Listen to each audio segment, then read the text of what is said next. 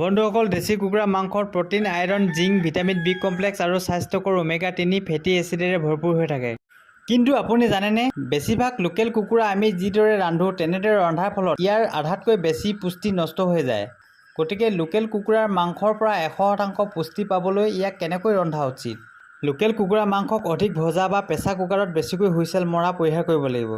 বেছি উত্তাপে মাংসৰ vitamin B complex আৰু স্বাস্থ্যকৰ ফেটি এচিড নষ্ট কৰি পেলায়। অতিৰিক্ত তেল, গৰম মছলাই ইয়াৰ প্ৰাকৃতিক গুণাগুণ কমাই দিয়ে। ইয়াৰ সলনি হালধি, আদা, নহৰু, পিঁয়াজ, কেঁচা জলকীয়া, মান ধনিয়া, নৰসিংহ আদি বিভিন্ন ঘৰুৱা মছলা ব্যৱহাৰ কৰিলে যিয়ে আমাক হজম শক্তি বঢ়োৱাত সহায় কৰে। লোকেল কুকুৰাৰ মাংস কম জুইত লাহে লাহে জোল বা চুপ হিচাপে সিজালে ইয়াৰ দ্বাৰা মাংসৰ ভিতৰৰ পুষ্টিকৰ উপাদানসমূহ জোলৰ লগত ভালদৰে মিহলি হৈ থাকে আৰু আমি সম্পূৰ্ণ পুষ্টি লাভ কৰোঁ। দেশী কুকুৰাৰ হাড় চুপ হিচাপে ব্যৱহাৰ কৰিলে আমাৰ হাড় শক্তিশালী কৰে আৰু ছালৰ বাবে অমৃত সমান কাম কৰে। আপুনি লোকেল কুকুৰা কেনেকৈ বনাই খোৱাটো পচন্দ কৰে? কমেণ্ট কৰি জনাব।